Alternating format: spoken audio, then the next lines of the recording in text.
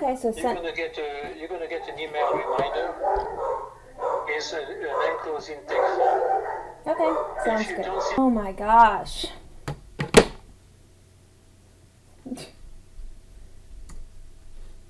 All right, folks, I'm so sorry about that. I had a last-minute phone call from someone who I've been trying to get in contact with, and then my dogs go crazy because they got upstairs. I need to get them back down here and shut the gate. So we're going to get started, I promise. I'm recording this, so the recording I will, get rid of all of this nonsense at the beginning. I'm sorry. Francis, Eugene, please come down with your mother. Sometimes talking nice makes them work with me more easily. Much easier to talk and discuss and solve problems with dogs than it is with government officials. Have you ever tried, going to the DMV or any place where a robot works that only knows how to parrot what they've been told to parrot? And you're trying to tell them that something's not fair, like, not even the government officials, but anybody indoctrinated by the system we live in. Like, for example, the electric company. They actually are charging me $50 and $40 extra every month for not having a smart meter. Because I opted out of the smart meter, I get charged extra. Whereas all of my neighbors who decide that they want to have 5G radiation and all of those other electromagnetic, unnatural frequencies permeate their home, they don't get charged extra. I mean, it's like, what the hell? So I do need to text this guy really quick because I just set up an appointment. I was in multiple accidents. Come on down here, Francis. I was in multiple accidents, and during my accidents, I have a lot of scar tissue in my neck. And I hope you guys can hear me. Hold on. If anybody's still brave enough to be watching me on Facebook. I am live streaming on Facebook in addition to the One Great Work Network. So if I haven't scared everybody away with my crazy dogs, I hope you're still here. I'm still trying to get Francis to come down because he's my problem child. But I do need to text this guy, and I'm going to, and I don't think the people on Facebook will see this, but I'm going to play my little introductory video really quick for the One Great Work Network people. So let's do this.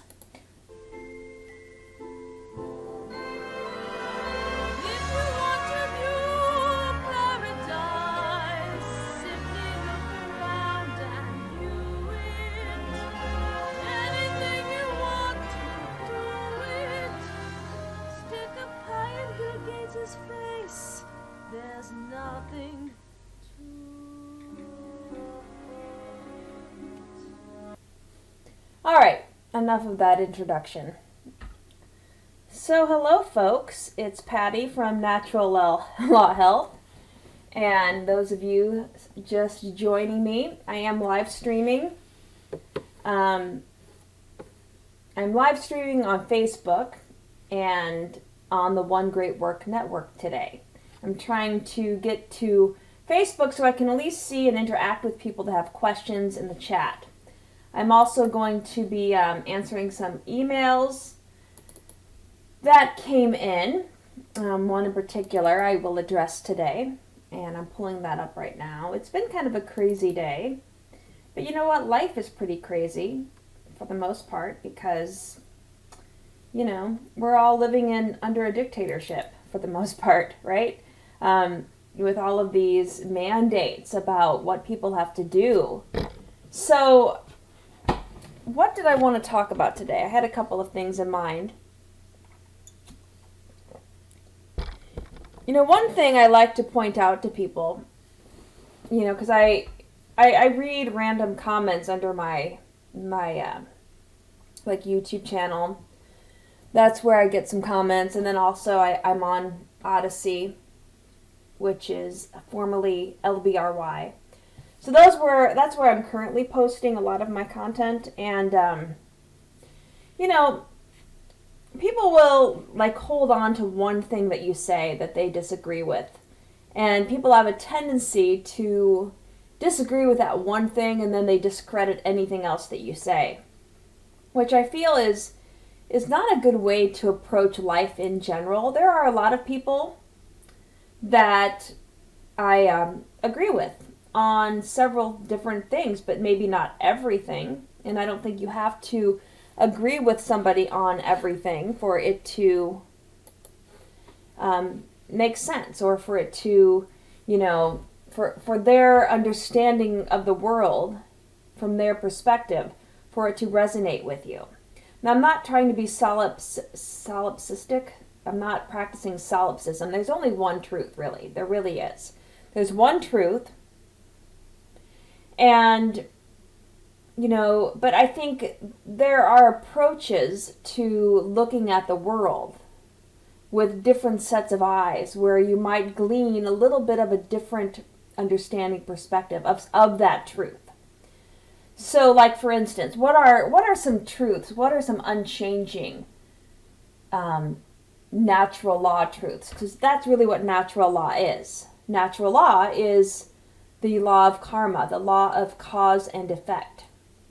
And one of the biggest laws of nature is that life, every living being, is sovereign. We are free to explore, to embrace, to understand what's going on. Not to understand, but to embrace and enjoy this planet. And yet, people have been brainwashed to believe that they don't have rights to do that. Sorry, I had so much to do right before this started. And a little nerve-wracking to try to do all of these last-minute things when I would have rather relaxed into this live stream. But anyway, yeah, people, like, they have these beliefs that, you know, we have to do what science says to be true. And, you know, having studied science the majority of my life, excuse me, I'm really flabbergasted that people that I work with that call themselves scientists are believing the nonsense of what's going on. And maybe they're not. You know, we're all told to be social distancing right now and not able to gather, and especially if you haven't gotten injected, you can't meet with anybody. You know, that's offhand, or that's not allowed, right? So, yeah, so science is something that I think, as a whole, is not practiced in educational systems or medical systems. There's no true scientific research going on. They're not after truth. They're not after a true understanding of nature and what are the natural laws that govern how things work. So like in the biological sciences, which I have more of a background in, that which is focused on life, science doesn't understand life whatsoever. They have no understanding of life. They don't get it. They know how to study things outside of life, but they don't know how to understand what's going on inside of a living system. And there is a naturopath. Her name is Amanda Vollmer. I think a lot of you know who she is. I really like her. I don't agree with everything she says, and that's why I kind of began with this little discussion of, you know, like if somebody says something you don't agree with it, you shouldn't brush them off totally. So like with Amanda Vollmer, there are a couple of things I don't necessarily agree with, a couple of her practices, but I do agree with her general understanding of freedom and truth, and I really admire her courageous nature to speak the truth. She put out a video last night that I watched, a live stream video, and I truly enjoyed it. And she and I do share a lot of the same ideas about allopathic medicine. And, why are people still going to allopathic doctors for day-to-day illnesses? Keep in mind, in allopathic medicine, yearly checkups are really a fishing expedition. They're fishing, they're looking for things where you could have been completely healthy, but maybe you had one little nuance, one little thing that was off. And they're going to blow it up like, oh, this is bad. We need to give you a chemical that's not natural to your body to fix this thing. Because if we don't fix it, if we don't suppress this little thing, if I don't give you a chemical to put this blood marker back into a homeostatic range that this lab has deemed to be the range your blood should be at, then you're going to explode. I mean, they don't necessarily say that, but that's kind of how you feel, right? I mean, people are afraid of the doctor. And I think it's good to be afraid, because you should be. You should be afraid of the doctor. They're there to inject you with, and we all know what they're injecting people with these days. I'm still trying to be good, because my last live stream, by the way, was not taken down because I did not say the V word. I didn't say it. I said injection, but I didn't say the V word. And what V word am I talking about? Vagina. No, not that word.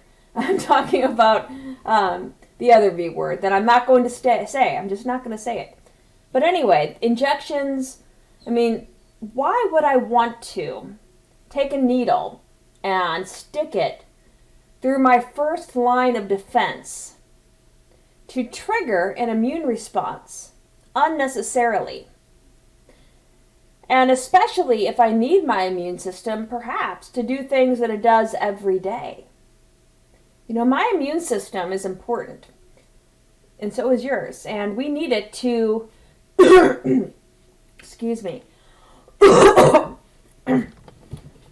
Like I said, I'll talk about I'm doing a personal detox this week, right? By the way, because I'm in between semesters, and so I'm really hitting it hard with the greens.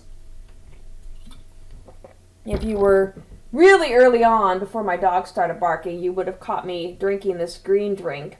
It's kind of purplish now, but I pulled a ton of dandelion greens and kale from my garden. Oh, Francis, I need to get that dog down here. Francis, could you please come down with Mother? Francis.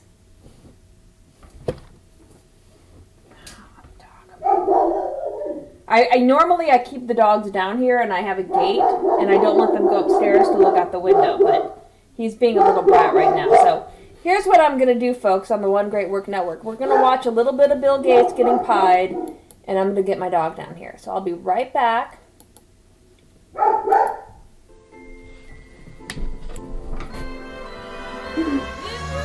Francis, come here, son.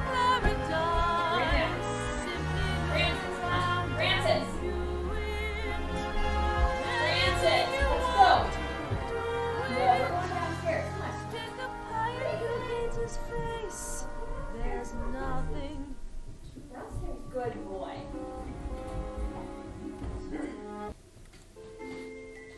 Oops, I guess I need to stop it. Alright, folks. I've got Francis downstairs, so hopefully there'll be no more interruptions. I truly apologize. So let's get back on track. I will be addressing some emails that were sent my way. And, so allopathic medicine, we'll talk a little bit about that, but I am doing a cleanse. It's not really a rigorous cleanse. I'm doing some herbs. I'm focusing on a lot of raw fruits and vegetables. I usually like to make smoothies, and in this smoothie, I added a lot of dandelion and a lot of kale. I'm growing kale in my garden, and the dandelion are just your good old dandelion weeds that crazy people will spray with deadly chemicals to kill. Yet, the roots, the leaves, even the flowers are all medicinal.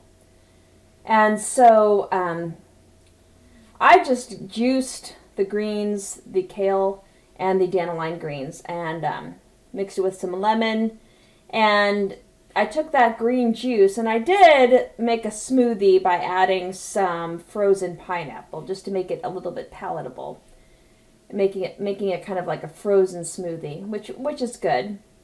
But to that, I added some herbs. I like to use Dr. Morse's herbs. I think they're very strong and very powerful. And when I do health consultations, those are typically the herbal blends that I recommend. And that's what I use myself. Anyway, I haven't done a detox in a while for myself. And I am, one of the herbal formulas I'm using, actually two of them, I'm kind of mixing in with my smoothie the 3-lung tea blend. So I made like an herbal infusion with the 3-lung tea herbs, which include fenugreek, mullein, and pleurisy. So I made an infusion of those herbs, and then I added a little bit of that liquid to the smoothie base. And then I've been drinking that as a tea, and I added the lung detox tincture with the kidney and bladder, and I think lymphatic, and like your basics, like the Fab 4 that Dr. Morse talks about. But I'm doing a heavier lung detox right now, mostly because, I don't want to go through my own history, but I've had some injuries, and that's when I began this live stream today. I was actually on the phone with a massage therapist that I've been trying to get an appointment with, and he calls me obviously right when the live stream begins, but I'm glad that I made that appointment and I have it set up for next week while I'm off work. This massage therapist is supposed to be really good at working with musculofascial types of release techniques, which I have a lot of scar tissue in my neck from several injuries, and it's making the muscles on the right side of my chest very tight. And so I actually do have a doctor's note from my own physician, my primary care physician, that I can't wear these face diapers. And it's already hard for me to inhale deeply. So the face diaper is a no-no, and there's no way in hell I'm going to wear one of those and further impact my ability to inhale oxygen and release carbon dioxide, which is a natural law right for all human beings. So any business, excuse me, again, these herbs are really the 3-lung tea herbs, they're very agitating.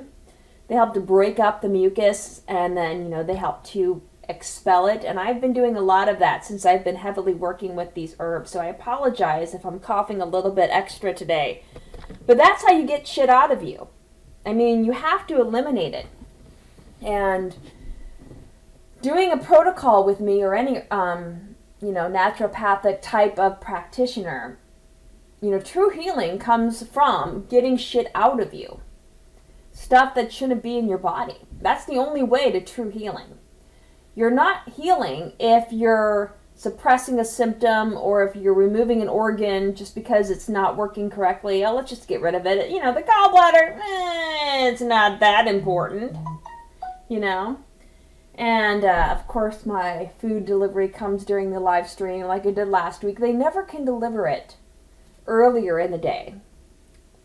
But at least it's kind of cold outside, so it's a fruit and vegetable order I get from a company that I get fruits and vegetables from. So it looks like I've got some questions coming in from Facebook. That's awesome. That's why I'm here on Facebook.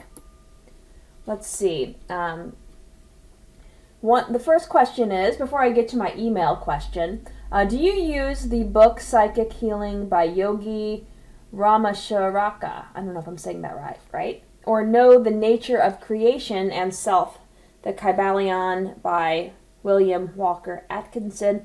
I'm familiar with the Kybalion. In fact, I've made a video on the Kybalion. The 8 principles by which we created creation.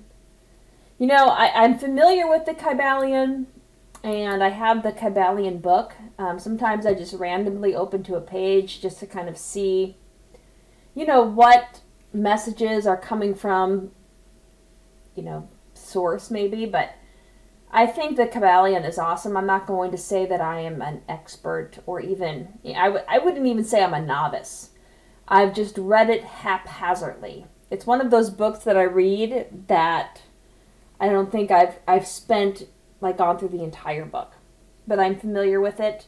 Tevin added all in the all, living for each other, well, being is natural law. Yes, natural law is it's the law of karma. It pertains to all life on this planet. I really like Mark Passio's description of natural law, and really it all comes down to not stealing. And so we don't steal life from animals. So, this is why I promote a diet of not taking life from other animals for humans. I mean, humans don't need to eat a lot of protein, especially animal protein. And not, stealing from anybody. Not stealing life, not stealing money, not stealing somebody's choice, their own free will choice. So, and you can use different words to describe each of those actions, like killing is a form of stealing. Raping is a form of stealing. Just outright lying to somebody is a form of stealing. If you lie to somebody, you're taking information that they need to make a good choice, right? Or withholding information from somebody. Not telling them the whole truth. Like if you're in a relationship and you're cheating on your partner and you decide to not tell them, well, don't you think your partner should know that you're doing these kind of nefarious types of activities? That's a form of stealing. So all of these things kind of fall under the realm of right living. And Tevin also says, understanding the Kabbalion is knowing how to know. Once we know, we always see things as they really are. Thank you for that. Those are nice words to help me know that I need to look at the Kabbalion more seriously. And maybe I will start looking at that book and reading it more as a student, as opposed to just kind of haphazardly reading it and picking it up every now and then, because it is a very important work, and it's there for humans to help guide us. We need guidance more now than ever before. Oh my God. This is a very bitter smoothie, folks. I'm almost done with it, but it's been one of these smoothies I've had to nurse for the past couple of hours. So there. All right, so I'm going to pull up my email. And this is an email. I'm just going to put it right in front of me. From Dadiana. Dadiana is in Germany. I wanted to express my appreciation again for your time and all of the information you share with us. I think this is an email that's meant for, the Q&A. It is, okay. Just sometimes I get emails about questions, and I wanted to make sure that this is indeed for the question and answer session that I'm including with my live stream. Especially in times like these, it's comforting to find like-minded people. Well, thank you so much. I appreciate your words of encouragement. It helps us not to feel so alone. I know we are never alone, but still we have to stick together. Yeah, and I get the whole thing about feeling lonely. It is, I think it's something that all humans need to come to terms with. I think when we're younger, we don't really understand that we will always be alone, and we have to realize that everyone we see is a reflection of who we are anyway. So all is one is all. And that's something I think the hard way I've had to come to terms with, just knowing that certain people that came into my life, they were probably reflections of me, and I had to experience relationships with these individuals to learn something about myself, and hopefully to change. And I have changed. some people don't change, and they keep doing the same terrible things over and over again. But I'm hoping that I have really done the hard work, and I have changed for the better. But anyway, sorry, I don't want to digress too much. So, I have some questions for your Q&A if you have time. Well, of course I have time. Question number 1, what is your opinion about essential oils and using them internally, not only in a crisis but in chronic conditions too? I see so many ingesting essential oils from certified brands like doTERRA and Young Living, and they seem to be getting amazing results. I am really skeptical since they are so concentrated. Wouldn't ingesting them damage the stomach lining, for example? I have been studying them, but I am amazed of the results people are having, and so I'm curious about your opinion regarding them. Well, regarding essential oils, I personally don't know a lot about them, so I do not use them. I know my mentor, Dr. Morse, was not a fan of recommending the use of essential oils internally. Now, with that said, I do use essential oils in my diffuser. I have had a veterinarian, one of my puppies, my youngest puppy, she was adopted. I adopted her from a rescue group, and they require that they give the puppies these injections. And she had a really bad reaction to one, and she formed a really solid lump at the injection site. And this holistic vet I went to found it. So it was like a couple of weeks after she had gotten the injection.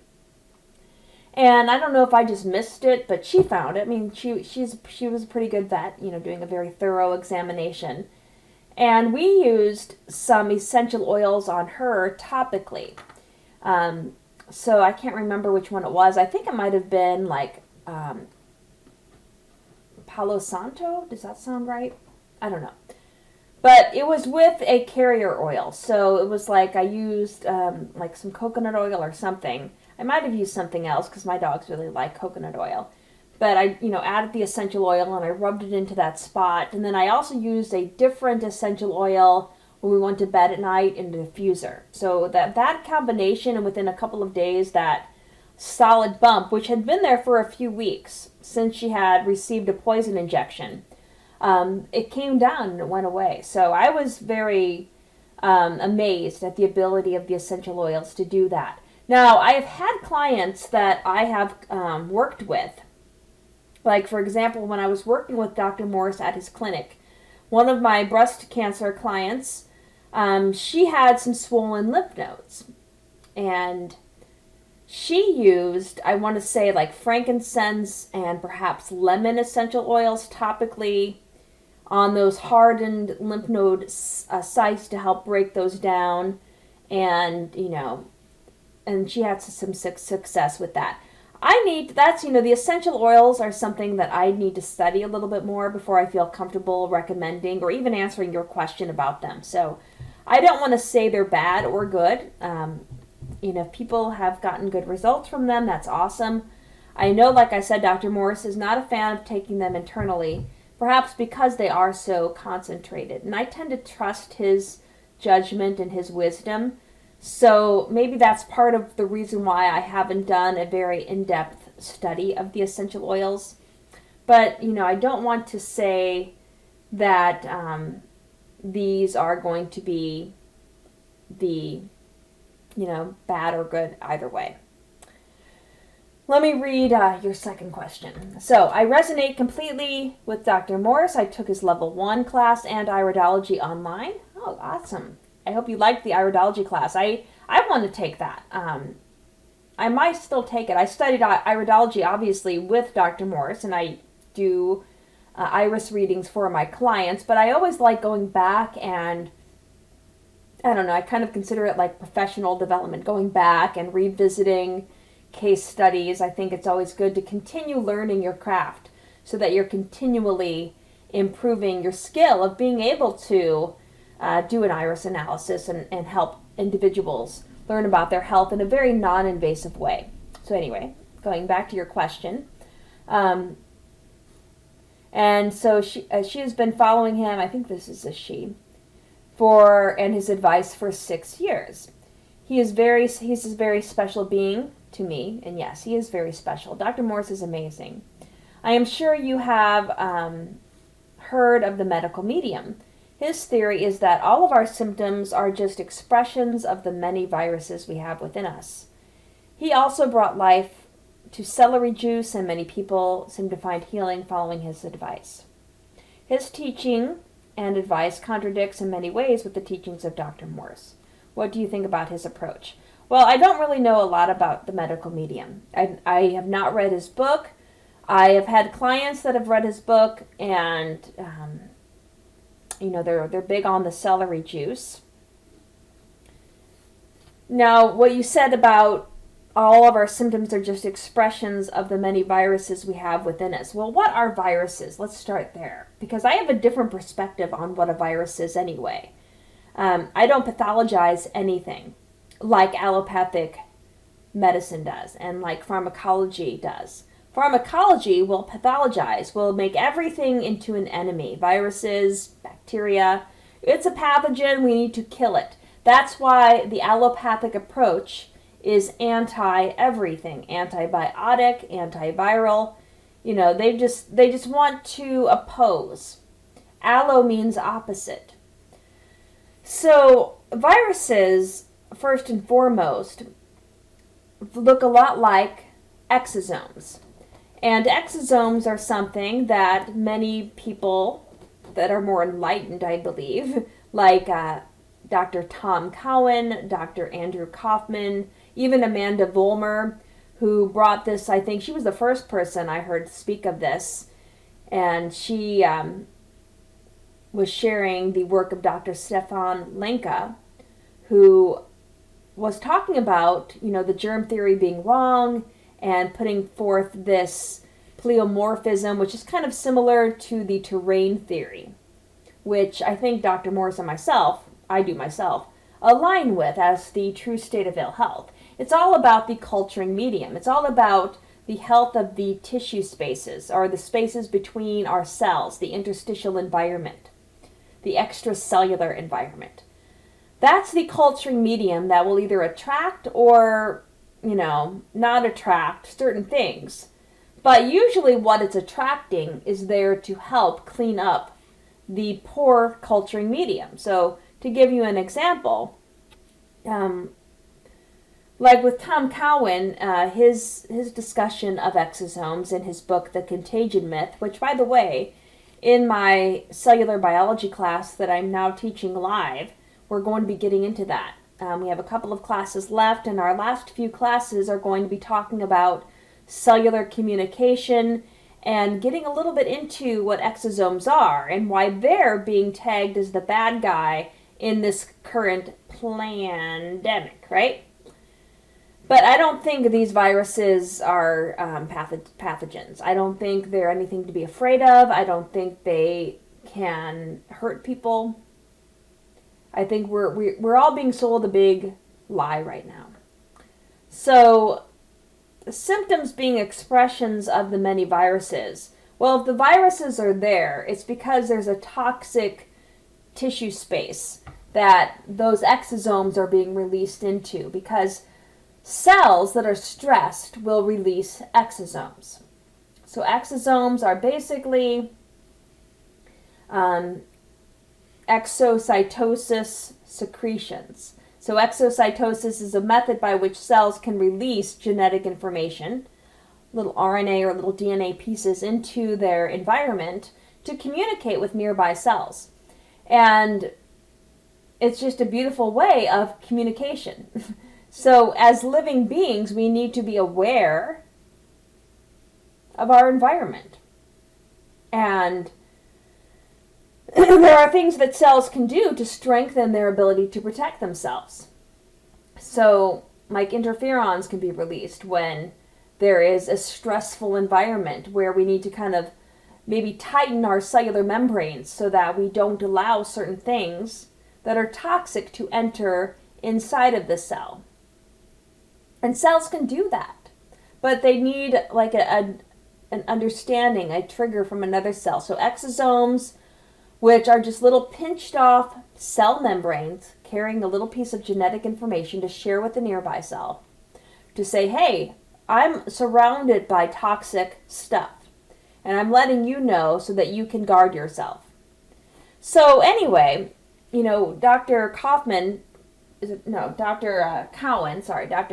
in his book, The Contagion Myth, was sharing the story of how viruses came to be discovered. And, they first and foremost didn't have the technology to identify them. I mean, you need to have a very high-powered microscope, an electron microscope, if you will. And, we didn't have that technology for a while. And, prior to the discovery of viruses, we did have the types of microscopes that can see bacteria.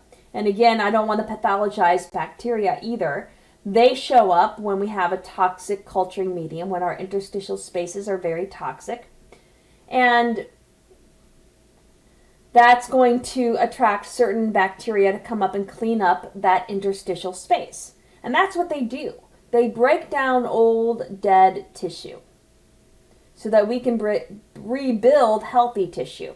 No bacteria is there because it just wants to harm us. It's not like we have like this evil, Dr. Evil bacteria that's sitting there like, ooh, I want to go out and kill all humans. No. They're just going to show up when their food source presents itself. And its food source is, a toxic and dying tissue. We need to break down the old so we can rebuild the new. And so they find these bacteria around toxic tissue, and the toxic tissue is there because of poor diet, because of stress, because of electromagnetic radiation that is abnormal. Dr. Tom Cowan does actually outline all of the major previous pandemics, maybe they were real previously, but they all correlated with the introduction of various electromagnetic smog and various abnormal energy waves, whether it be, electromagnetic, it could even be like telephone, radio waves, all of these, when they were first introduced to humanity and we had never experienced them in our environment, they created disharmony and chaos.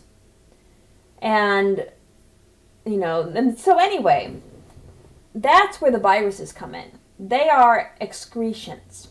So when cells are stressed, they excrete through an exosomal release cellular membrane with little genetic information within it.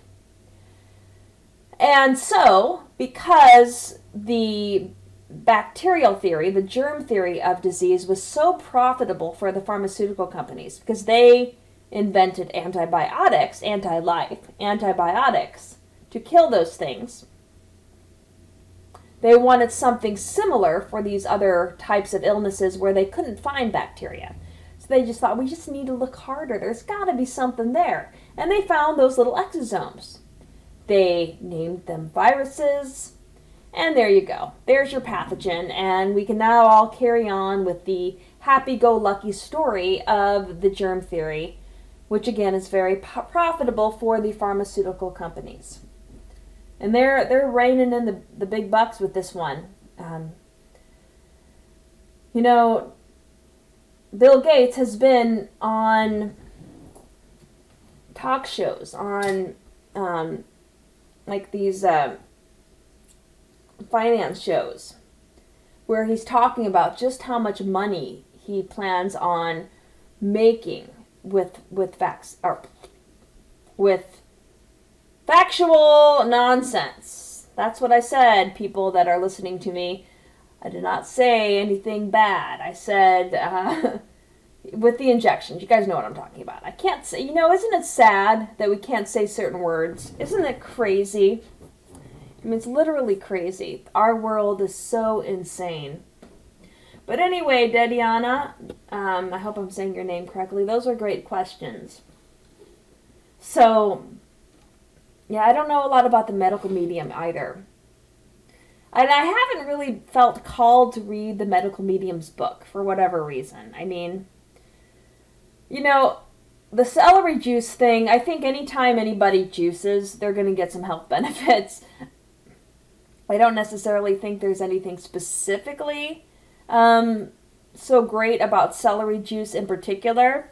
But when I'm making a green juice, if I have celery on hand, I will add it. Celery is a really good source, a natural source of biological sodium, which is a very important mineral. It's the most abundant internal liquid in, fluid environments mineral.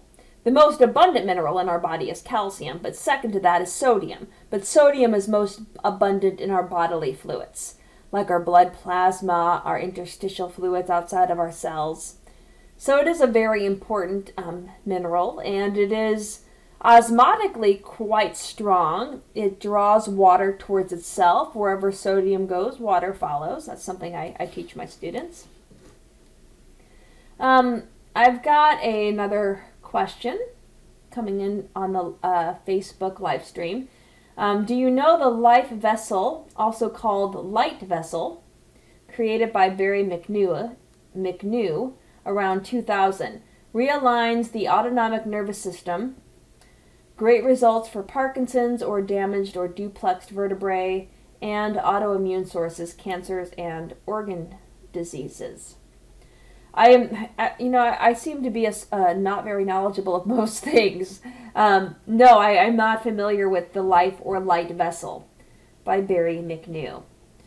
But, speaking of the autonomic nervous system, Dr. Morse talks about that quite a bit. The autonomic nervous system is, like the name suggests, autonomic, think automatic. It's that branch of our motor division of the peripheral nervous system that, in essence, is controlling those organs we don't have voluntary control over, like, cardiac muscle in the heart, smooth muscle in the walls of the blood vessels, or smooth muscle in the wall of the digestive system organs.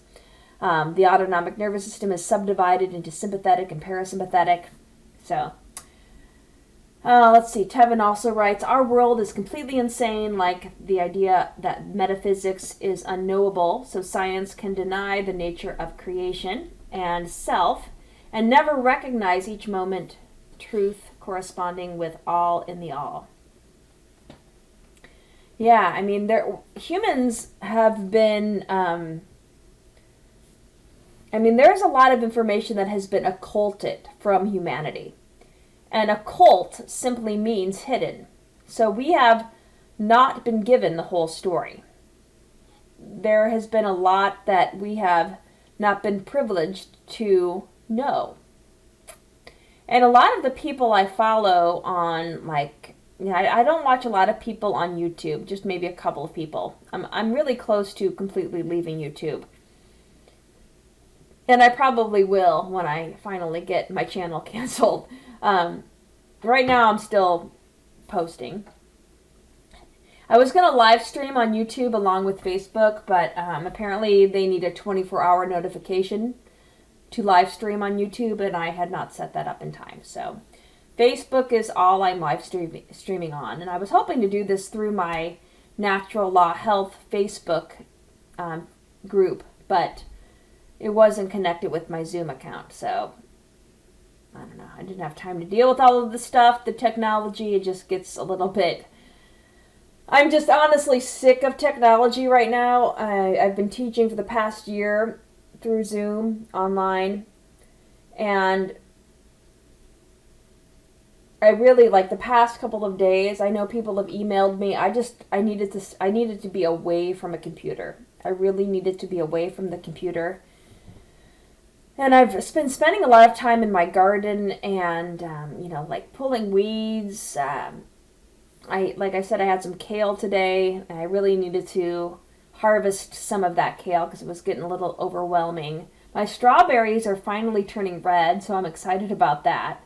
My blackberries are turning more purple, so I'm really excited that my berries are starting to become so colorful and vibrant. Even my youngest puppy, Loretta, was showing some curious smells going towards the blackberries, so I'm a little concerned that she's gonna jump up there and start grabbing them because she really loves berries. My dogs eat a very natural diet, as do I. I mean, I try to feed a species-appropriate diet to my whole family. Dogs are true omnivores, at least from what I could see. And cats are true carnivores. And humans are frugivores, right? So, if we have to classify ourselves, I know when I start talking about diet, I get those are the one comments that people seem to latch onto, my comments on diet. And people always like to tell me, if they're not a vegan or a vegetarian, how much they love animal foods. That's fine. Eat animal foods if you want to, okay? Like I said, you don't have to agree with everything I say. I'm just sharing information for you to, look at. For you to, take into consideration. And take it or leave it, right? Experience is going to be your best source of judgment on what's the best diet. I've been in this field of natural health for a long time. And I've kind of been walking in both worlds because I began my journey in allopathic medicine, actually. I went to an allopathic medical school. I saw firsthand just how ineffective it was and how dangerous it was. I mean, the injection was the main reason I left. I mean, it all came down to the injection. And a couple of things happened, I had a bad reaction to an injection. My roommate had a bad reaction to an injection. And then shortly after that, my cousin's baby died from the injection. And her own pediatrician even admitted that it was probably the injection that killed. They called it SIDS, right? Sudden Infant Death Syndrome. But the pediatrician said it was probably the injection. And then said, I think for your other children, because that was her firstborn child. And then her children that came after, he said, well, we'll just give half doses to your other children. I mean, I would be afraid. If that happened to my child, I'd be like, hell to the no, right? And, it's kind of upsetting because, all of my dogs and cats are my cat I found, but my dogs are all rescue dogs. I've all gotten them from rescue organizations. And I really like to support the rescue groups, but holy shit, do they support allopathy. I mean, they take these dogs and cats and they want to just give them all of these poison injections when they're so little and their bodies are so tiny. My last two puppies were all from the same rescue organization. And one of them had parvo and had to have medical treatments. And I mean, bless their hearts, they want to help these animals, but they're doing it the wrong way. They're using allopathy, which, bless the fact that I should really bless the heart and the soul and the strength of my dogs for having endured all of this onslaught of allopathic drug medicine in their little tiny bodies. And so after I adopted them, my work was to help to detoxify them, to help them strengthen their own immune systems, to cleanse their body. I used, herbs, homeopathy, species-appropriate diets, and, that's kind of the approach. And I don't want to say, well, I'm never going to adopt again, because, it's just sad to see so many animals be put to sleep in shelters. That's what breaks my heart. I don't like seeing that. And so that's why I tend to support the rescue groups. But having to fix the damage that they do to these little babies, these little souls, it really is quite heartbreaking, right? So, but that's where I am. And again, I don't want people to jump on this whole like, well, my dog is a purebred and blah, blah, blah. That's fine. If you love purebred dogs, then go for that. I'm not saying that purebred dogs are bad. I'm just saying that I have, a soft place in my heart for rescue animals. That's all. That's all I'm saying. All right, so we're about at the hour mark, and I don't know if I read the rest of Tevin's question here. I'm going to come back to it. The life vessel uses light, sound, frequency, and vibration, just like the 4 elements of self found in the Queen's Chamber, in the Great Pyramid, and in our human form. Jesus and Buddha and Muhammad experienced a personal initiation in the Queen's Chamber. Yeah, I don't know a lot about that, but that sounds amazing. No matter what is going on, love is the common denominator for fulfillment. I agree with that. I think that there is something about love that is quite sacred. I will share a story with you all, since I think I read all of the emails that were sent to me this week. Back in 2013, I was kind of in a strange place in my life.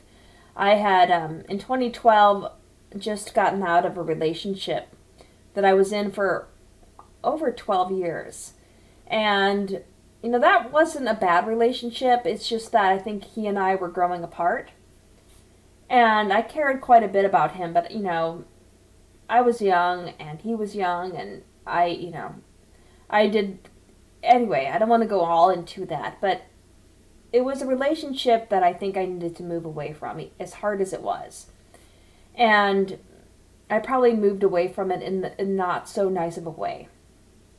And I felt incredibly guilty about that, and I think karma kicked me in the ass for that later in life. But anyway, I got out of that relationship, and I was really getting into one of the things, that partner in my life, he was not a big fan of what I was moving towards. So he kind of wanted me to still be the same person I was, which at that time, when he and I met, we were both into music. We were both in bands. We were, I was teaching. I was teaching at colleges, but I was always in a band. I've been in 4 bands in my life, playing guitar, singing.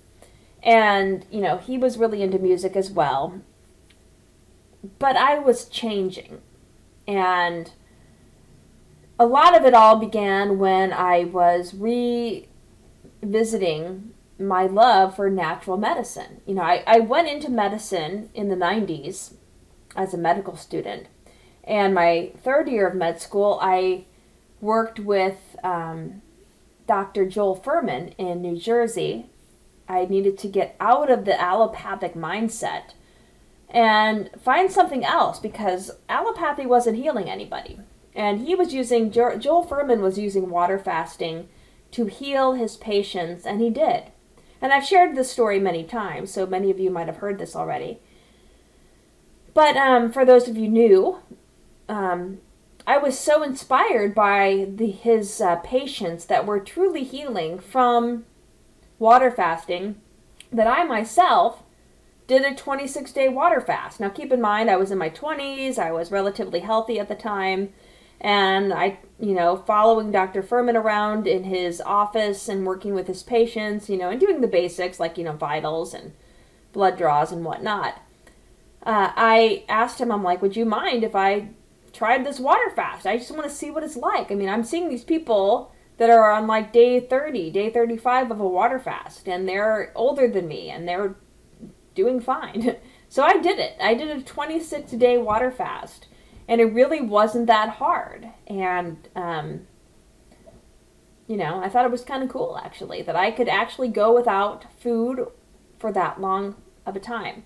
And amazing healing does follow that type of practice. Now, water fasting is truly the pinnacle of detoxification. So not everybody is healthy enough to water fast. And as Dr. Morse states, many people, especially today, maybe compared to when I was in the mid-1990s, I think our health as a whole humanity, has declined. We're not as healthy as we used to be. There's more chemicals in our environment. Especially our children, they're getting more and more injected. Now I think by the time they're 18, they have received more than 50 injections. That's probably the low number. But it's crazy. And now we're so toxic that we need to detoxify more gently. Anyway, I got on a tangent because I wanted to talk about something else. Anyway, so in 2010, 2 years before my partner and I broke up, I decided to get my health back. I was working as a college professor, working full time, and I kind of let my health go. I wasn't as healthy as I wanted to be. And that tends to happen when you're, working like 80 hours a week, trying to get lectures prepared for students and putting in a lot. I was in the whole mindset at that time as well of jumping through all of the hoops to get tenure. And at my current place of employment, by the way, I did recently get tenure, but I'm not applying for promotion because I could give a rat's ass. I've already been a tenured college professor at my previous employment, and I don't want to go through all of that hoopla again at my current college. I really don't give a shit, right? So, they did miraculously grant me tenure because I think I do a good job teaching. But I don't want to jump through hoops. I'm done with the hoop jumping. I did all of that in my previous life as a college professor at a previous job. That doesn't diminish the quality of instruction that I deliver and the care I have for my students to teach them correct. And I will always tell them the truth. So if they ask me questions about things, I will tell them the truth. I'm not going to lie for the sake of a paradigm that is trying to be used to control humanity. And if I get fired for that, then so be it. Anyway, at the time of 2010, I had kind of let my health go. I wasn't exercising, and I decided that, I had gone 26 days without food. I didn't do another water fast, but I decided that I really wanted to get into, raw foods, raw fruits and vegetables. And when I was working with Dr. Furman in New Jersey, he had a lot of books on natural hygiene, and I read all of them, so I was staying there for several months during this internship. And he had this big library on natural hygiene, so I learned from the greats, like Dr. Shelton, Dr. Tilden. These are the practitioners that use the principles of nature to help people heal. And in learning all of this, I was amazed. I'm like, why am I not taught this in medical school? What the heck? Well, anyway, after leaving medicine and deciding that, and then I did some PhD work, and then I became a college professor, I didn't want to practice medicine. So I just kind of went the educational route. It never became licensed. I'm not licensed in anything, thank God, because that's how they control you when you have a license. And, but I kind of like put that information that I had learned about natural hygiene, I kind of pushed it off to the side. And I'm like, okay, that's there. And I had some books on it that I would refer to every now and then. But in 2010, I decided to re-embrace that lifestyle and come back to it. And I went on a 6 months. It was beginning in, I think, it was it was the day after the 4th of July in 2010. Because I remember my ex and I, we had a little get-together, and, I probably was drinking alcohol and drinking junk processed food. I think at that time I was a vegetarian, but I was still eating like dairy and that kind of crap. So, I decided like the day after 4th of July, after we had this little get together, that I'm going to go 100% fruit. And I did. And I did it for 6 months. And when I was going through that detox, I changed. I mean, not only physically.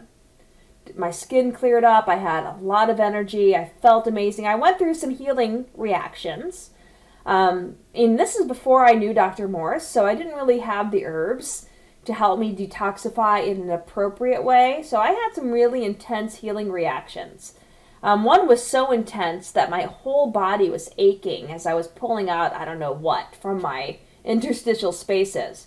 But it was having a hard time coming out, and I had some major body aches. But on the other side of that, I felt amazing. And that's how you know it's a healing crisis, because healing crises are short-lived, and after you get through it, you feel awesome. And so I got to the other side of that healing reaction, and then it was like smooth sailing from there. I started jogging again. I had all of this amazing energy I didn't know what to do with, that I decided to start jogging, and I took the dogs out, and the dogs were happy because they were getting 4 to 5 mile runs every day, and I was lifting weights.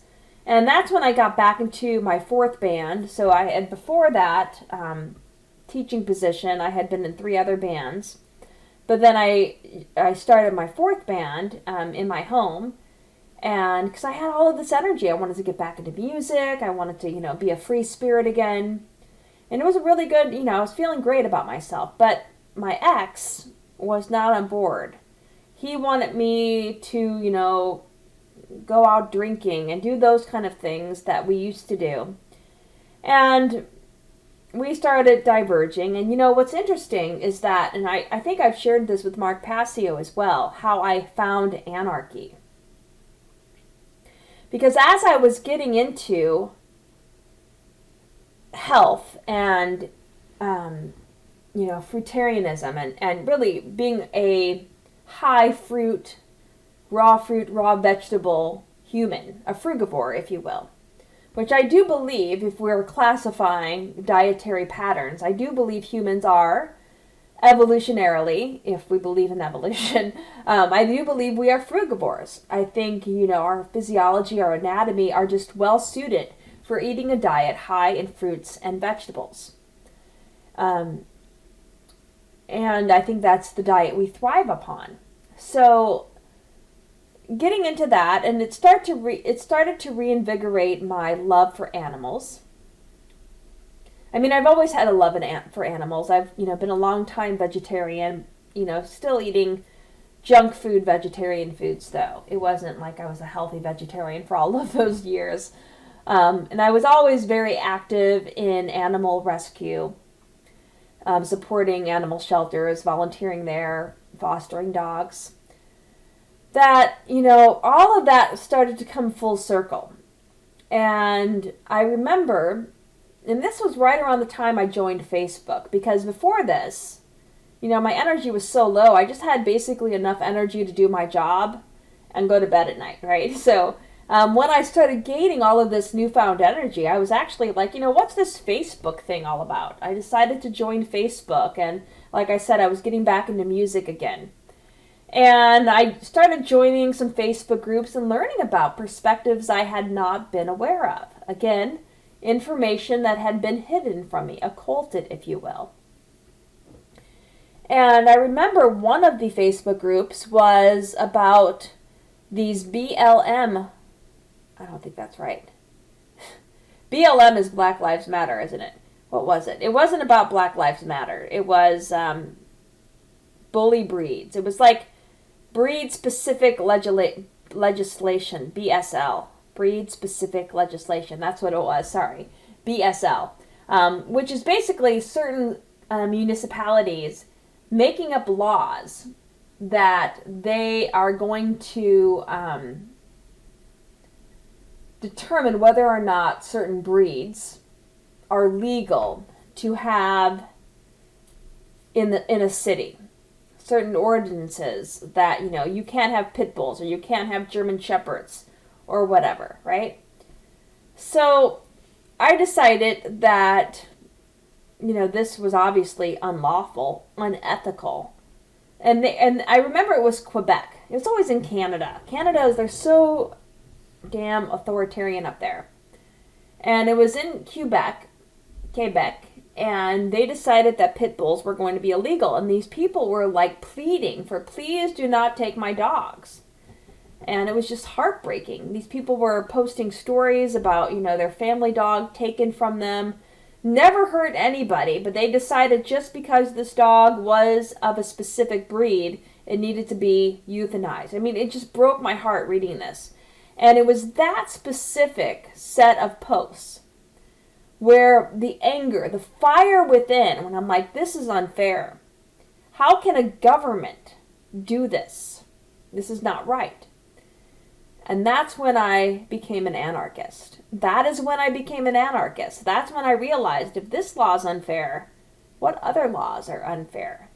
How can man's law, which is simply, and because shortly after that, by the way, I found Stefan Molyneux, who was the first person to introduce the word anarchy to me. So when I heard him speak the words anarchy, I could put a name to how I was feeling and how I could see the world in the most fair and sane way. Anarchy simply means without rulers. And man's law is not the same as nature's law. Natural law. As Stefan Molyneux put it, man's law is basically a set of opinions, made up opinions, backed by the gun of the state. Man's law changes when you cross an imaginary border. So, what is this nonsense with man's law, and how can they just come up with these dictates that they can take away a family pet and deem it that it's not suitable for, a certain city. I'm just now that I'm talking, I am on One Great Network. I was making sure that I'm live streaming on where I'm supposed to be live streaming because I totally forgot to check that. Anyway, I'm there. And I'm on Facebook. I appreciate for anybody that's watching me right now because I have been a little bit distracted today. But soon it's all going to come together. So let's get back to my story here. My story of how I became an anarchist. And it began with animal rights, really. Seeing how dogs were being treated and being unfairly killed. I mean, just horrifically killed. I mean, dogs, I do believe, have a special place on this planet. Not that I think that they're higher or lower than anybody else, but, they have a connection with humanity, with humans. We form relationships with these animals. One of my Facebook friends, I think he reached out to me asking me about dogs. I had a video earlier, a couple of months ago, about kind of how Steiner talks about the levels of bodies, or how do you put it? Like we have, the physical body, the formative body or the etheric body, the astral body, and then the I. Well, humans have all four. And then animals, they don't have the I, which is the self-knowing, like the I am, that I am aware of who I am. Animals have the other three. But dogs and cats living with humans, I think they are evolving in such a way that they're somehow resonating with that self-knowing. I mean, it's quite amazing. In my bedroom, I have my closets are mirrors. So I basically have these big mirrors that face my bed, and, I will be sitting reading at my bed at night, and my dog, my littlest dog, will be staring at herself in the mirror, and she's like becoming self-aware. And I'm enamored by that, that animals are coming to that. Not that I want to say that humans are always above animals, because I think in many ways animals have a lot to teach us. But anyway, that's how I became an anarchist, and I was really getting into the work of Stefan Molyneux around 2010, and then a little bit later, like 2011, 2012, I came across Mark Passio and Dr. Robert Morse, my personal mentor. All of these amazing humans started coming into my life, and I was like totally changing. And in 2012, I just could not be in this relationship anymore. And he was getting a little bit more involved in heavy drinking, and it really, I could just see the deterioration, and I had to kind of cut ties. I think I actually ended the relationship in 2010, shortly after I made my major changes, and he wasn't kind of coming along with me to fix his health. But I didn't want to kick him out of the house, and the dogs really liked him. And, maybe I should have stayed with him. Maybe I should have tried harder and really helped him heal. I didn't. Maybe that was a mistake. Because in hindsight, compared to the other assholes after him, I dated two really terrible people after him, which I think it's karma for the way I broke up with him. But anyway, I'm not going to get into all of those details. It was bad relationships from there on, but I think part of my own healing currently is that I'm really enjoying being single. I really am. And not that I'm not open to a relationship, but any relationship I have from here on out is going to be totally different, right?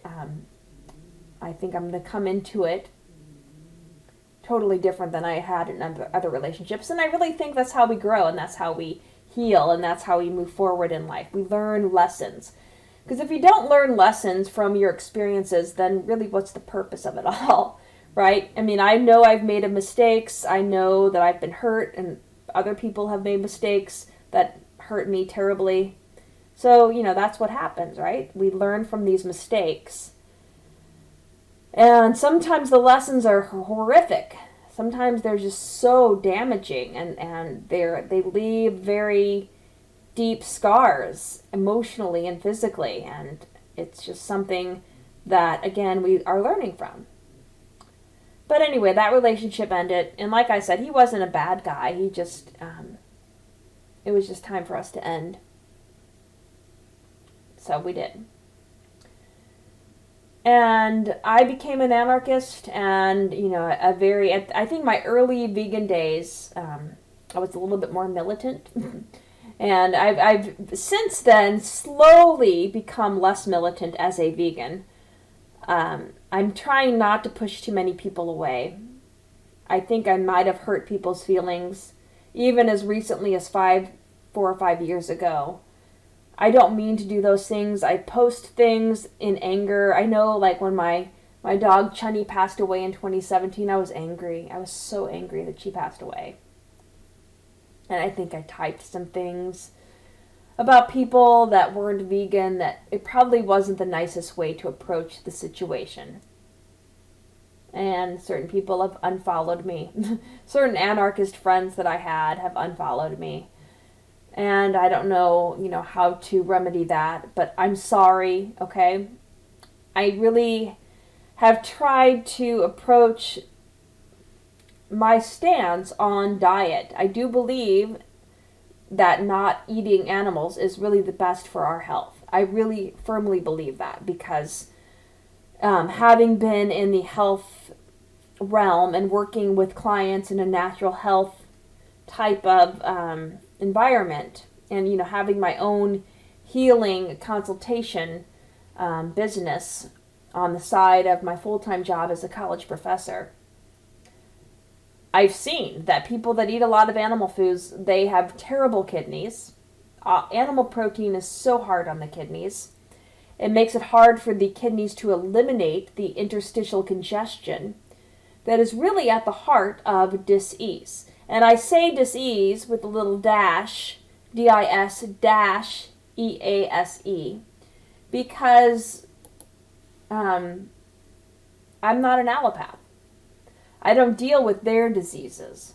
Really, all disease is just one thing. It's toxicity. It's interstitial toxicity. It's congestion that is trapped in between our cells, and we can't get it out. And it stays there, and it festers, and it leads to an irritation that then becomes inflammation, that then becomes induration and ulceration, and finally at the end of that spectrum of change of the tissue, because we're not dealing and truly removing the cause, it becomes something like cancer. And I see that. I mean, I work with clients that tell me their stories, and many people come to work with me after allopathy because allopathy doesn't fix anything. All they do is suppress or cut out. The only good thing about allopathic medicine is how they help people in an emergency. I mean, there really should only be emergency rooms, and that's it. If we're talking about allopathic medicine, all medical doctors should be emergency room physicians and emergency surgeons. That's all we should really have in the allopathic world. But all other specialties, we need to get rid of those and replace them with more natural types of holistic healing. Naturopathic. And not this new wave naturopathic medicine where they're becoming allopathic because they're licensed as well. They're controlled by the dark forces. A license is a collar that kind of pulls you back and says, hey, you can't do that. Don't be working with that type of thing, that type of medicinal whatever. You can't use that. We're going to restrict that. And so they come in and they're now restricting herbs. I mean, Dr. Morris was telling me like certain herbs in several of his formulas. That's why he had to reformulate everything, because they were now telling him and his labs where he creates his herbal blends that he can't use certain herbs. And herbs are simply plants, gifts of our planet from nature. This is not illegal, folks. When something grows from the ground and we can physically bend over and pluck it from the ground and use that plant to make a tea or to make an infusion or to, make a tincture and use its medicinal properties, that's not illegal. Plants are not illegal. We have been brainwashed to think that these rules that these mad men make up are real.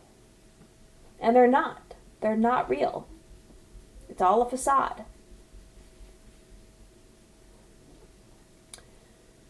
So, yeah, that's my story of how I became an anarchist. Let's see. I'm coming back. Tevin, I don't think is here anymore. Maybe he is. He wants me to message. You can feel free to message me. The best thing to get a hold of me is through email, though, because I really try not to spend too much time on Facebook, to be honest with you all. My email address is, you can see it if you go to my website. There's my website, naturallawhealth.com. You'll see on the bottom of my website I have an email address. That's probably the best way to get a hold of me, through email. But Facebook, I'm really trying to stay away from it. I'm going to be here for the live stream just because I'm trying to spread this message more. Every now and then I'll post on Facebook, mostly pictures of my puppies or a couple of the rescue groups. One of them in Illinois, where I used to live, she does a lot of great work, and I share a lot of her posts about older dogs that need homes, that for a variety of reasons, their owners died or their owners dumped them at the pound. She really tries to save the older dogs. So I really try to help her by sharing her posts. But other than sharing her posts and sharing cute pictures of my own animals, or sharing, a couple of my favorite content creators, a lot of them on the One Great Work Network, where this is being held live currently. But I also like to share like Max Egan, Jeff Berwick. These are just humans that kind of have it figured out, right? They have determined that we live in a crazy world and we need to change it. And so they're trying to get that message out. And by the way, Max Egan and Jeff Berwick, both of them completely banned on, YouTube, Facebook, all of those platforms. If they are so threatened by the truth, it's very telling that when the truth is such a threat. Because they know what they're saying is not the truth. It's not. It is not the truth. Oh, my kitty cat. I've locked the cat out. I need to go. Let's go ahead and share. I don't think anybody, one person on Facebook is watching me. Hello, Facebook person. I don't know if it's still, I don't know if I can see who's watching me on Facebook. But, well, my cat's no longer trying to get upstairs. Simon, do you need to get upstairs, son? That's my kitty cat. All right. I'm going to take a quick break and let my cat upstairs and show somebody getting pied in the face. It's just relieving to watch this.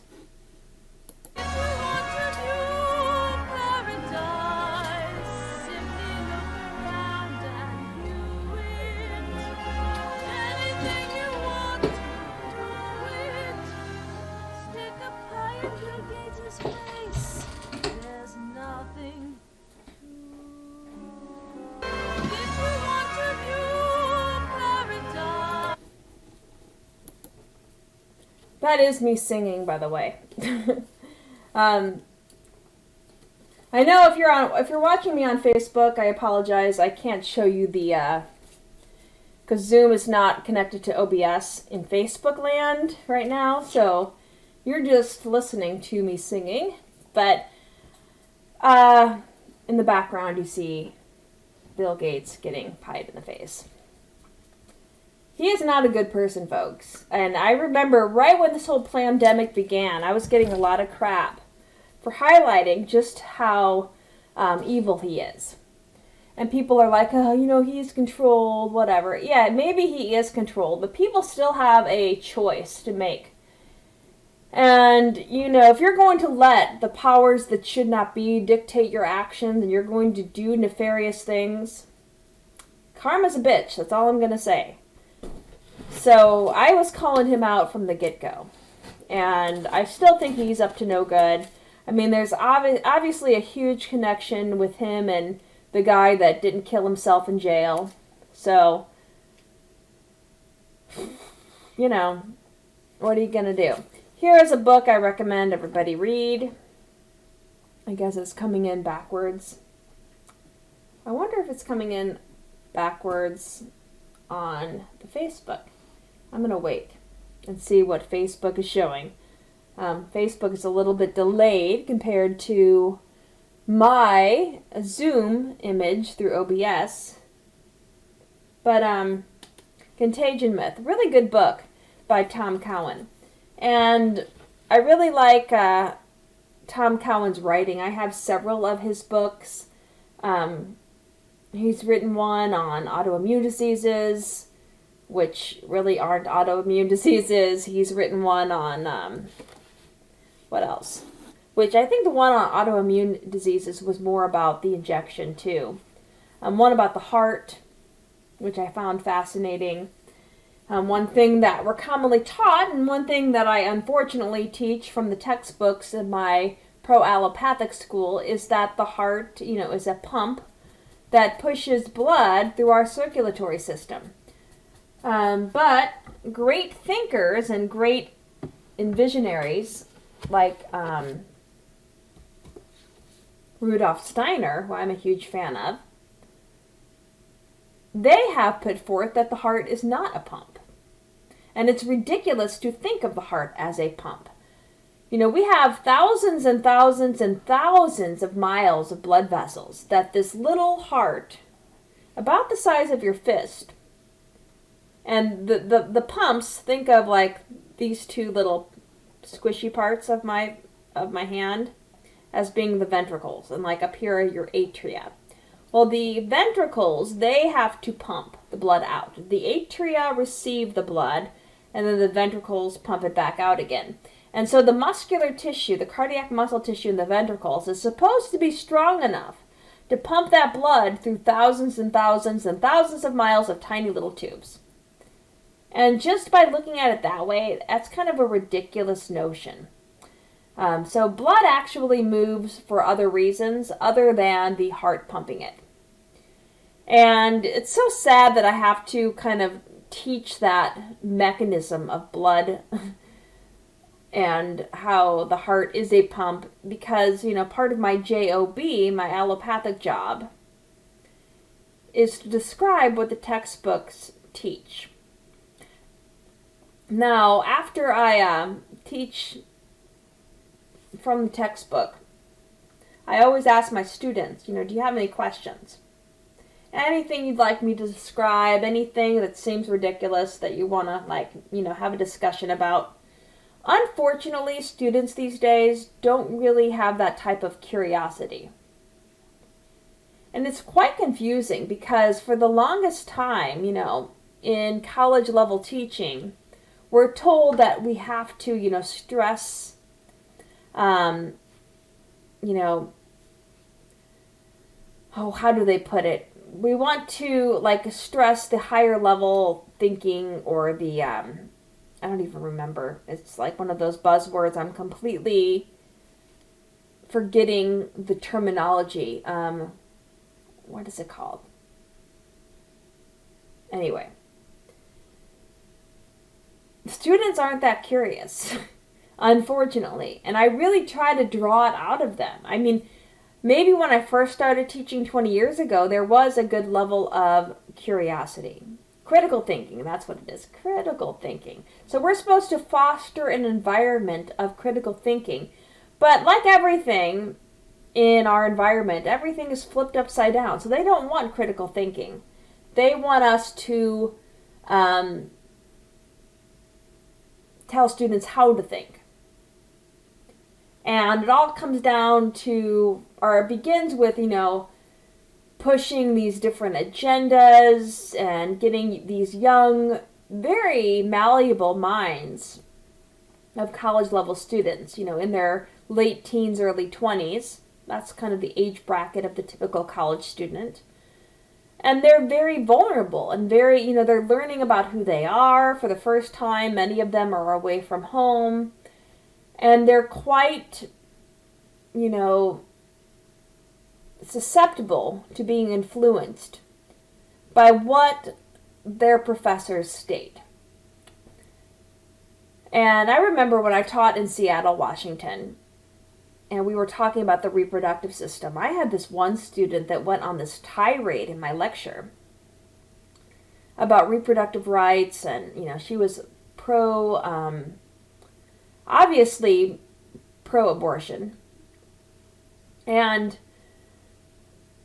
really diminishing men and all of these things. And I had to ask her, I'm like, this is not an appropriate place to have this debate. We're just learning about proper function of the reproductive organs, learning about the meiotic divisions leading to the development of sperm or oocytes, and, how fertilization takes place and the path of the blastocyst into the uterus and implantation. And I go through all of that in the lecture, but she felt like she had to speak that women were in control. And, I'm not going to state one way or the other. I really, when we talk about natural law, killing is bad, right? Killing is not good. You don't want to steal life. Now, having worked with Dr. Morse, I know, Dr. Morse has dealt with clients that have been pregnant.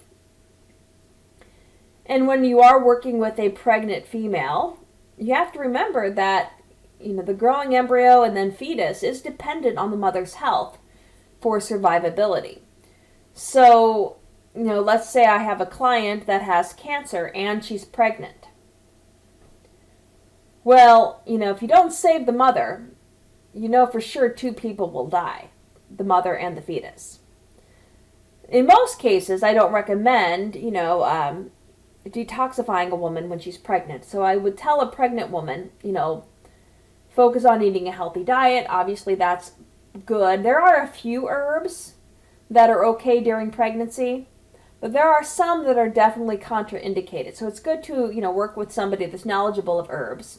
And then there's other herbs that are, actually beneficial. especially after pregnancy, like certain herbs that help with like producing more breast milk for the woman and whatnot. But, she went on this tirade about abortion and whatnot, and most of my classes are mostly filled with females because a lot of the colleges I've taught at, because I don't do scientific research, I just don't, basically, I don't do any unethical research. I don't practice medicine. All I want to do is lecture, right? That's what I like doing. I like interacting with young students, young minds. And I used to have really good discussions with my students, but now they've become so politicized. So if anybody does speak up, like the student that I had in Seattle, it's to put forth an agenda about everybody should have abortions. And then that's not exactly what she said, but that was her main message.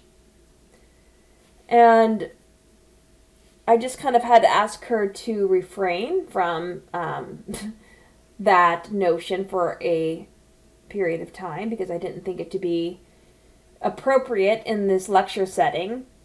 And, with young minds, with young people, I admire passion. I really do. I just wish that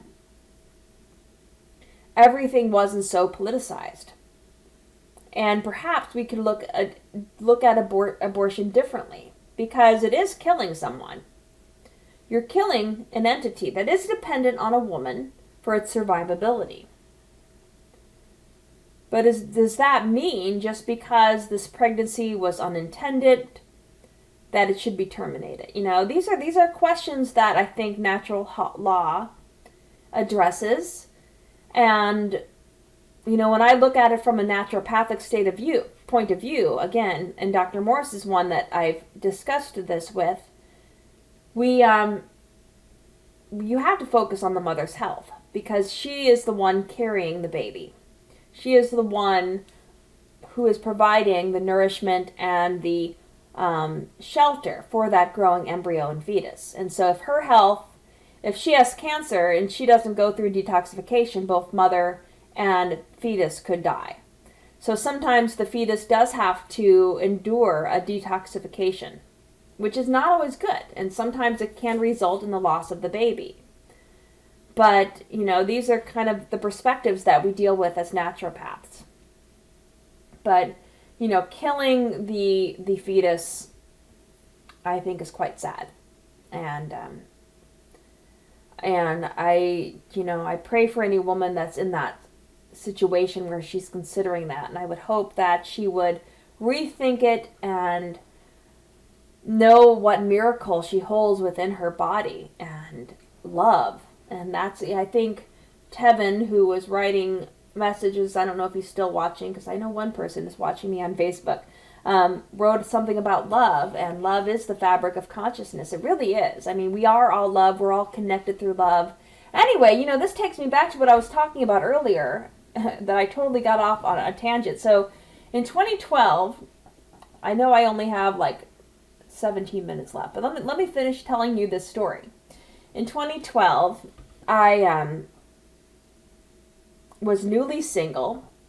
I had gotten into a short, 6-month relationship with this guy that I met through Stefan Molyneux and me getting into his work. And I went through a short period of time where I was exploring atheism. Definitely not an atheist. In fact, the more I hung out with this guy who was an atheist, the more I realized just how much of an atheist I was not and how spiritual I was. And I really started to get into more spiritual practices. And one of those practices was shamanic breath work. And I'm always a little bit hesitant to explore the deeper aspects of my mind using plant medicine. I have nothing against it. I know people have gone on shamanic journeys using plants like ayahuasca.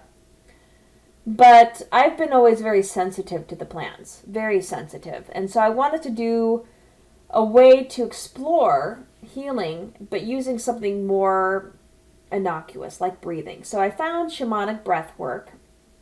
I was reading a book by Sandra Ingerman, and it actually came with a CD. back in the days when we used CDs to listen to. And it was using shamanic drumming.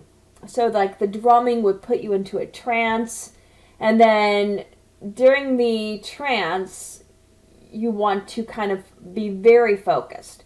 So I was focusing on breathing through my heart. And I was very focused, and I was asking one single question. And that question was, I want to know my power animal. So I'm laying there in bed, listening with my headphones to this shamanic drumming. And I had done this for a few weeks. I was like practicing this daily for like an hour to 2 hours at a time. And, you know, most of the time, nothing happened. But I remember on one day, and this was in 2013, I'm laying there, and again, breathing through my heart, asking just one simple question, very focused. I want to meet my power animal. And that's when I was taken into the shamanic worlds. Now, Sandra Ingerman does, you know, in her book, describe how you can guide your journey. And we envision, like, you know, you can either go down into the lower world or going into the upper world. I think she suggests going into the lower worlds first. And I went into a lower world area. And that is where I met my power animal. And it was the most amazing feeling I've ever experienced in my entire life. I have another YouTube channel. I don't even know what the name of it is. I don't post there anymore. But on that other YouTube channel, I did describe this shamanic journey experience, and it was just purely amazing. My dog Lucky in 2011, she was a German Shepherd, but I think she was part wolf. And she passed away in 2011, and she really was my soulmate. I mean, I loved her. I still love her. I still cry. I miss her. And anyway, I'm laying there, and Lucky's face is right in front of me. And I felt this amazing love. I just felt like I was surrounded by love. And I do believe I had some sort of Kundalini type of experience, because I felt like this orgasmic feeling in my base chakra. And it started climbing up to all of the superior chakras. And it stopped at my heart. And just like a geyser, just all of this amazing energy was pouring, like actually forcefully pushing out of my heart. And I from what I remember, I think it was so powerful that my back arched, because it was like that forceful emerging from me. And I was just looking at Lucky's face, and I just felt pure love. And I loved this dog, and she loved me. We had such an amazing connection for, you know, the 14, 15 years we were together.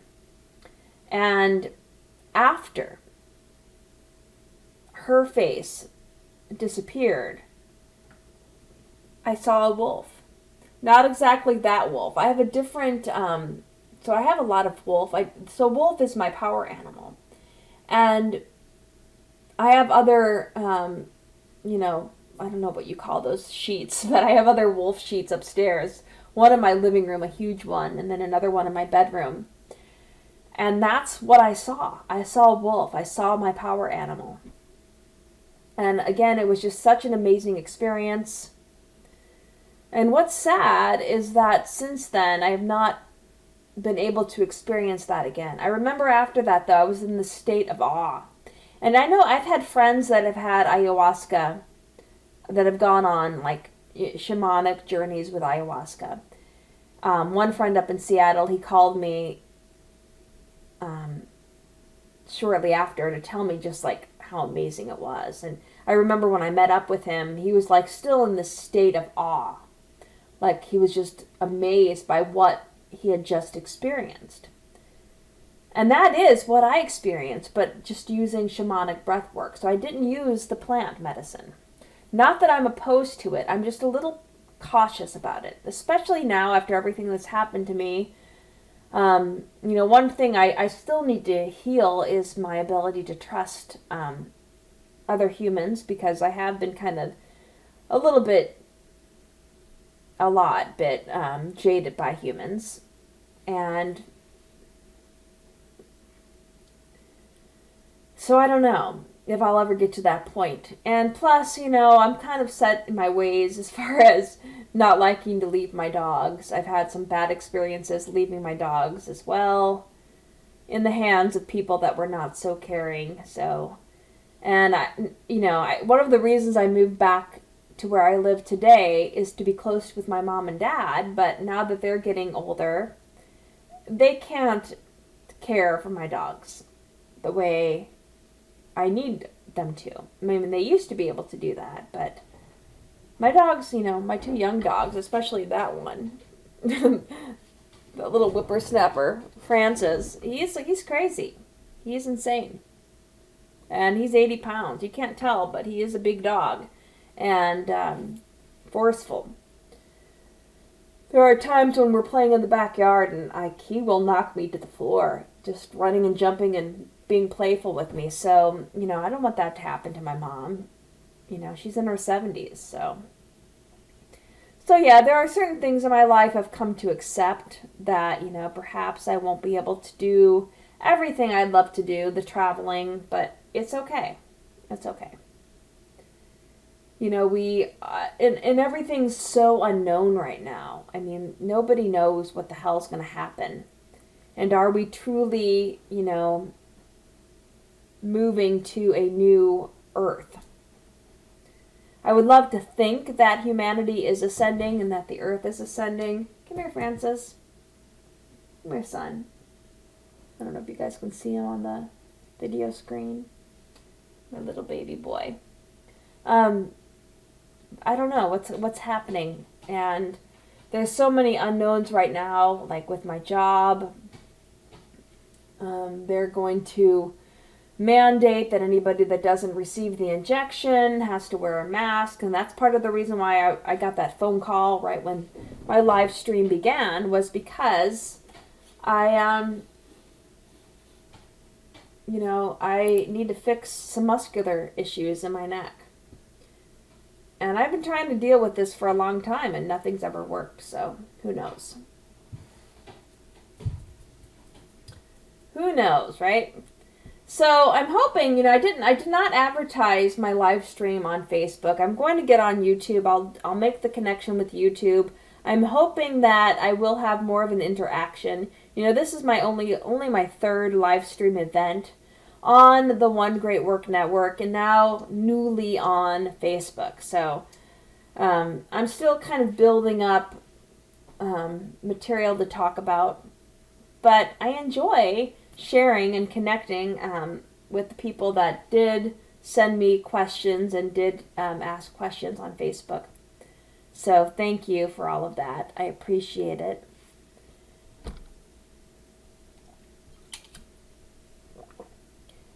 And I do offer classes. I'm finishing up cell biology. I will be working on anatomy and physiology courses. I'm going to be breaking it up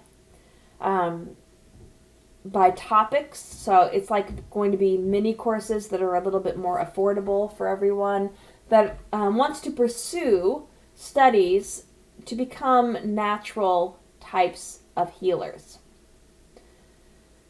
Many people have learned that, allopathy is not healing anybody. And I think that's why I mentioned early on, I like people like Amanda Vollmer that get it. She really gets that. That going to the doctor for them to try to find something wrong with you is like the worst thing you can do. Because a lot of their solutions end up hurting people. And my personal mentor, when we talk about, what are the leading causes of death in the United States anyway, even by the own studies that the Journal of the AMA, the JAMA, they have put out, they put like heart disease as number 1, cancer as number 2. But number 3, based on their own findings, are medical mistakes, iatrogenic medical mistakes. Well, people like Dr. Morse thinks a lot of the heart disease and the cancers are caused by the drugs that people are on for their entire life.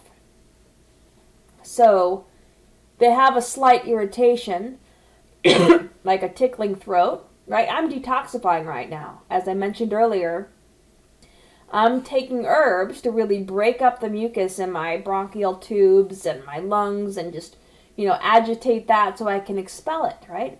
I have a lot of trauma to the musculature on the right side of my chest, and because that doesn't move as easily as the left side of my chest, I feel a lot of congestion here. And so that's why during my time off from teaching, I'm doing kind of a heavy detox. Which, unfortunately, for those of you watching me, mean that you have to hear me cough every now and then. But, it has to come out. And, if I went to an allopath, he'd give me a suppressant, something to suppress coughing. Because people find it annoying. You can't work and cough. You have to stop that nonsense. And that's where allopathy gets it wrong, because we need to help nature do what it's doing more effectively. We're not meant to suppress nature. We need to support the direction that nature is taking to help us heal. And I find it mind-blowing that we've gotten so far away from nature. I mean, even 100 years ago, during Rudolf Steiner's time on this planet, he was talking about this. And even people before him were talking about this.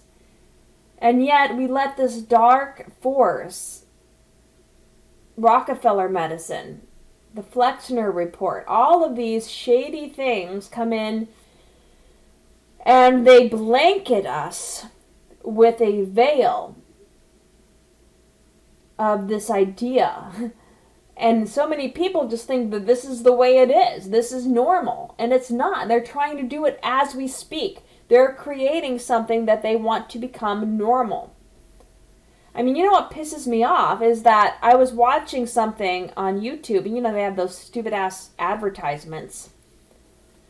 I shouldn't cuss so much. But anyway, advertisements now where, they're showing people wearing masks and kids wearing masks. It just pisses me off. I mean, this is not normal to cover your mouth with a face diaper. It's not normal. It's making people sick. So I only have a few more minutes. Let me get back into Facebook and see if anybody's commented. No new comments. Tevin, I'll send you a Facebook message. But like I said, emailing me is the better way to get a hold of me. I don't know if you've sent me an email. I can check my email right now, my last 2 minutes of live streaming. I should also check anyway to see if anybody had any last minute questions come in. Nope, no new emails coming in. Well, folks, it's been a lot of fun with this third live stream event. Hopefully it will be on the YouTube. It will definitely be on Odyssey, the recording. I appreciate all of you that have taken the time to watch me live. I'm really hoping to make these a little bit more interactive. And you'll see that I am on Zoom, if you can see up here, which means that I'm going to try to find a way if I can get people to join me in Zoom. Like make this a webinar where I can host a group of individuals. So that's going to be my next plan for next week's live stream, is to actually get people to join. And if you'd like to have your face and your name and whoever you are displayed, you can do that. If not, you want to make sure you turn those things off. So that you're not shown, But if you want to be shown, I'm all for it, but I'm also for whatever your personal decision is in that respect. So, blessings to all. I will be rolling us out with me singing a Willy Wonka song while showing a video of a nefarious human getting pied in the face. I think you all know who that is. And then I gotta go outside and play with my puppies for a little bit before our exciting Friday evening of ball throwing ensues. I do have to feed them too one more time.